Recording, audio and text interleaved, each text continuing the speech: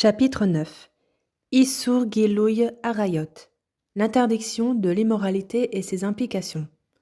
C'est la 5e mitzvah à laquelle sont contraints les enfants de Noach, l'interdiction de l'immoralité. 45. L'enfant de Noach n'a pas le droit d'avoir des relations avec une femme qui lui est interdite. Une femme mariée, la femme de son père, même après qu'il en ait divorcé ou qu'il soit mort, sa mère, sa sœur du côté maternel, la fille de Noach aussi doit se préserver de ces relations. Donc une femme n'aura pas le droit d'avoir des relations avec un autre homme que son mari, avec le fils de son mari, avec son fils à elle ou avec son frère du côté maternel.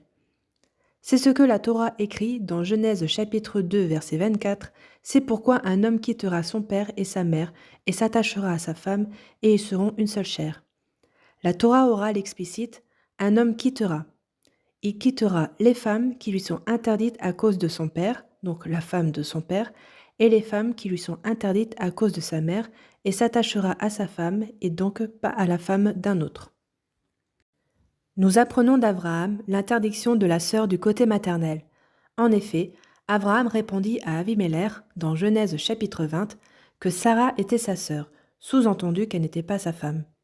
C'est pourquoi Avimelech s'était permis de la kidnapper, et Dieu le frappa de grandes souffrances à cause de cela. Abraham lui répondit, dans verset 12, « C'est ma sœur du côté paternel, mais non du côté maternel, et j'ai donc pu la prendre comme femme. » De là, nous apprenons que seule la sœur du côté maternel est interdite à l'enfant de Noach. Une femme mariée, en ce qui concerne les enfants de Noach, c'est celle qui habite de façon fixe et publiquement avec un homme. Elle est donc appelée femme mariée. Elle est donc interdite à tout autre homme. Par contre, si ce n'est pas public et évident aux yeux de tous, elle n'est pas appelée mariée. À partir de quand serait-elle considérée comme divorcée et à nouveau permise à quelqu'un d'autre ? Quand ils se sépareront publiquement et qu'il sera clair qu'ils n'habitent plus ensemble. Mais tant qu'elle habite avec son mari, elle est interdite à tout autre homme. Même si elle est consentante, même si son mari y consent, c'est interdit. Et il en est de même dans tous les autres cas d'immoralité. Sa sœur, sa mère, la femme de son père lui sont interdites, même si elles sont consentantes, car ce péché est contraire à la volonté de Dieu. Cette loi comprend 7 dérivés. 46.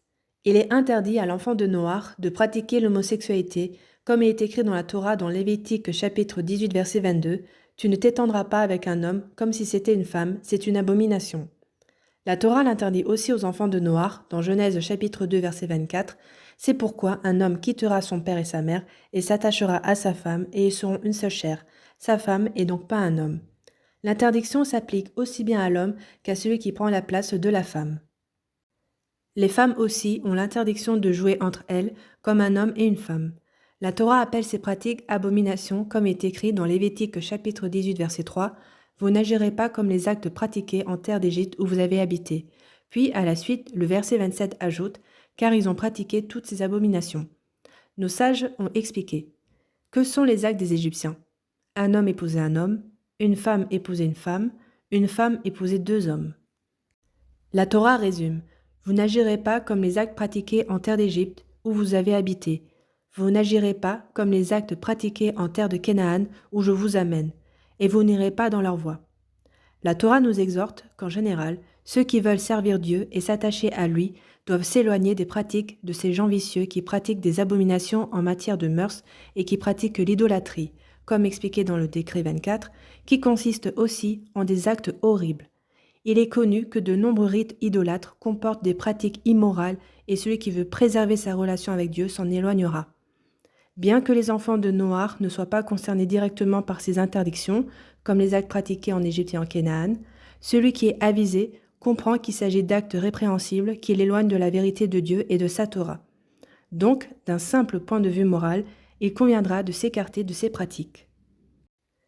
Un homme qui a pratiqué une opération pour prendre l'apparence d'une femme ou une femme qui prendrait l'apparence d'un homme restent des hommes ou des femmes comme ils ont été créés en ce qui concerne les interdictions de l'immoralité. Ces opérations transgenres sont en elles-mêmes une abomination et sont donc interdites. Il existe encore d'autres interdictions que certaines sociétés réprouvent car elles les considèrent comme des abominations. Par exemple, on n'épouse pas sa fille ou sa tante, etc.